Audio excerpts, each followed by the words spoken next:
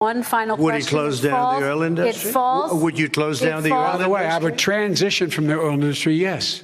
Oh, I will that's transition. a big statement. It is a big statement. That's a because big statement. I would stop. Why would you do that? Because the oil industry pollutes significantly. I see. Here's the deal. But That's you a can't big do statement. that. Well, if you let me finish the statement, because it has to be replaced by renewable energy over time.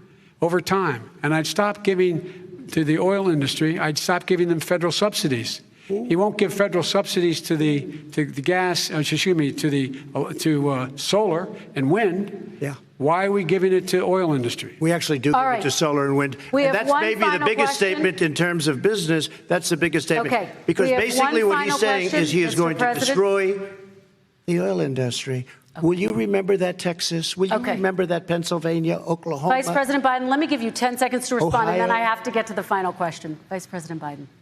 He takes everything out of context. But the point is, look, we have to move toward a net zero emissions. The first place to do that by the year 2035 is in energy production.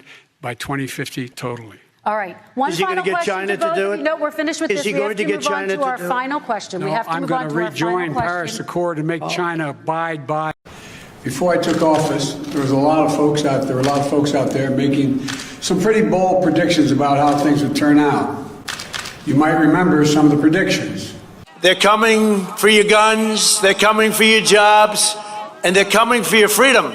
They hate American energy, and Joe Biden will shut it all down. He's going to. That if I became president, Biden's elected, he will wipe out your energy industry. another prediction that is my favorite one, I must add, is that if I got elected, Gas prices going $5, $6, $7 for a gallon. Flood your communities with criminal aliens, drugs, and crime. While We'll see you then. Thank you, Stephanie. Well, the Biden administration creating a multi-million-dollar grant program geared towards reducing drug harm and hopefully saving lives. Our KSAT Trust Index team received a question from a viewer asking if the money is going towards crack pipes. Arelicia Barrera helped verify that the information is true. And she talked to one local nonprofit that says while they have not received any of that grant money, they say these kinds of programs actually save lives. $30 million are being invested by the Biden-Harris administration to support drug harm reduction services that include treatment, prevention, but also syringe exchanges and smoking kits, including crack pipes. Less use, less burning, less spread of disease. That is what we're trying to accomplish. Gavin Rogers is the executive director of the nonprofit Corazon. He says that clean needles, pipes, and outreach are evidence-based approaches that work. while they live behind beautiful gated compounds, they try to take away your gun, Second Amendment, they want to take it away, while they enjoy private security that's fully armed. I never understood that one. On Memorial Day this past Monday, Jill and I visited Arlington National Cemetery. As we entered those hallowed grounds, we saw rows and rows of crosses among the rows of headstones with other emblems of belief, honoring those who paid the ultimate price on battlefields around the world. The day before, we visited Uvalde, Texas.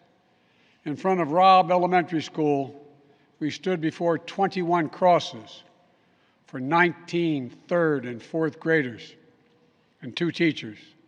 Standing there in that small town, like so many other communities across America, I couldn't help but think there are too many other schools, too many other everyday places that have become killing fields, battlefields here in America.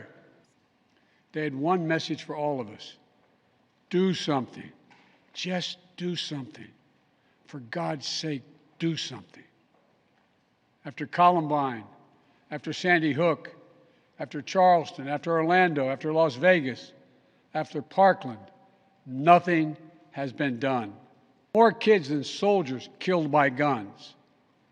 For God's sake, how much more carnage are we willing to accept? How many more innocent American lives must be taken before we say enough, enough? For so many of you at home, I want to be very clear. This is not about taking away anyone's guns. It's not about vilifying gun owners. In fact, we believe we should be treating responsible gun owners as an example of how every gun owner should behave. I respect the culture and the tradition and the concerns of lawful gun owners. At the same time, the Second Amendment, like all other rights, is not absolute. Here's what the families in Buffalo and Uvalde in Texas told us we must do. We need to ban assault weapons and high-capacity magazines.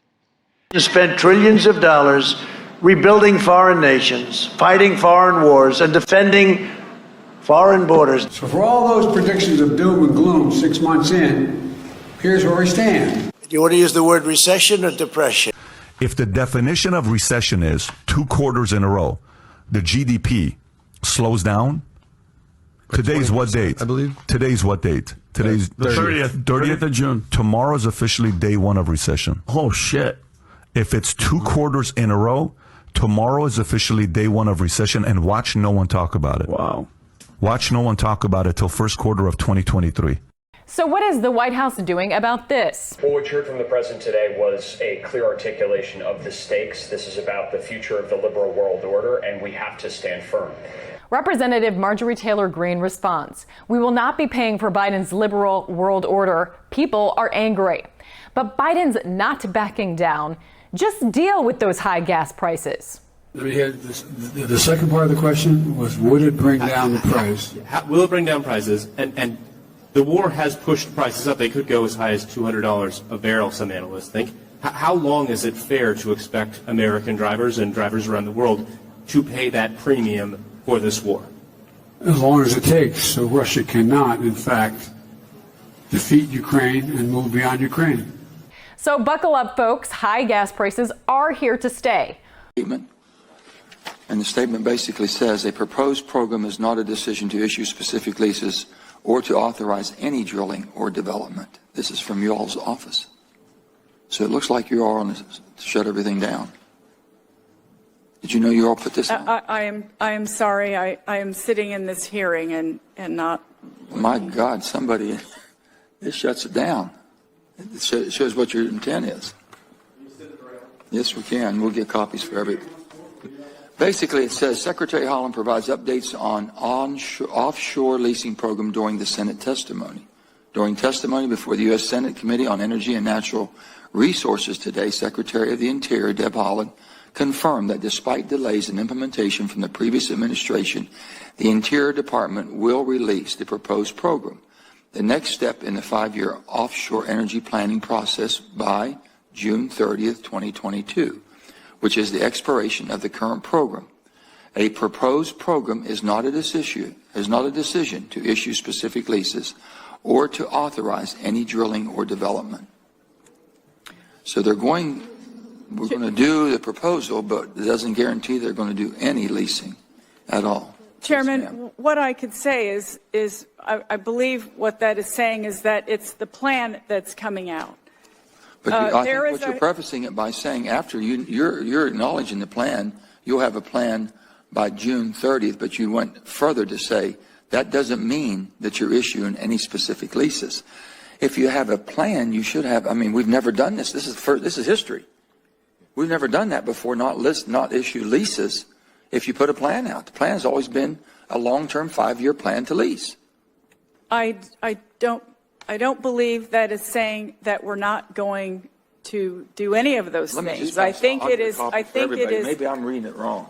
We'll get copies for everybody. I think it is saying that we're putting the plan out, but not saying with what's the intent in the not to. plan. In all honesty, I'm sorry. We're going to have to agree to disagree. I'm not going to get into back and forth.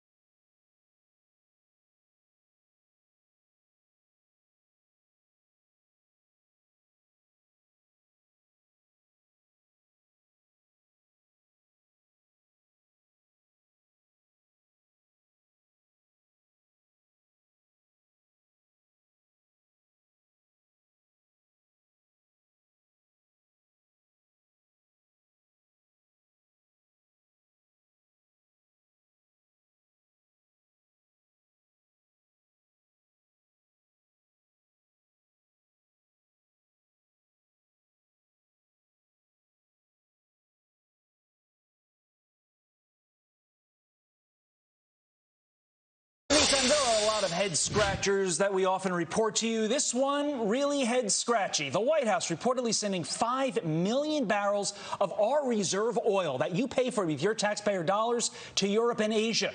President originally said that oil would be released to you to help lower the price of your gas here in America. Neil Crabtree was laid off when President Biden killed the Keystone XL pipeline, and he joins us now. Neil, good morning to you. What do you make of this 5 million barrels of oil from the strategic reserve that the president sent to countries like China? 5 million barrels is a relative drop in the bucket, all things considered, but I think a lot of people assume that oil would be staying here. Is this a big deal to you? Well, exporting oil, I think it's something that the United States needs to be a leader in. The problem is where this oil's coming from. This president's made it, a habit to get into this reserve quite a few times now, and we've still got 3 more months of him drawing out 1 million barrels a day, and we're already down to levels in the reserve we ain't seen since probably 1986. And the question is, what are we going to do after that's over with? We can't just keep dipping into this. We've got to find some solutions to the real problem. Is the world is demanding more oil, and we got a government that's limiting the ability to get it. Keep in mind what this is actually labeled is the Strategic Petroleum Reserve. The strategy is to allow us to have gas in case we are in a situation where we desperately need it. Let's think national security, wartime, things along those lines. We are potentially, to your point, Neil, depleting that to a level that could make us strategically vulnerable, and that is concerning. We always have you on, Neil, to talk about your perspective from somebody who works in the industry. I want you to put on a different hat, be the consumer. The average American consumer who's struggling right now to pay for gas at the pump. What are they to think when they see President Biden releasing this, to Carly's point, to our enemy, to China? That makes no sense, and it has to be so frustrating to every single American.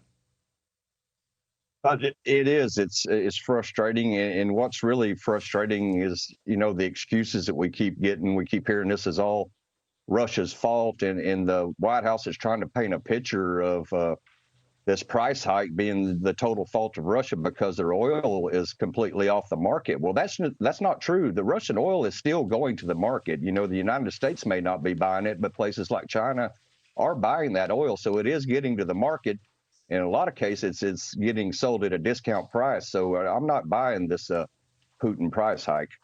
Yeah, and the other thing, and this is new, Neil, during a time of record high gas prices, the president is considering banning offshore drilling. According to the New York Times, they say he is likely to block new drilling in the Atlantic and Pacific Ocean. So if that does happen, how could he say that he's doing everything in his power to lower gas prices?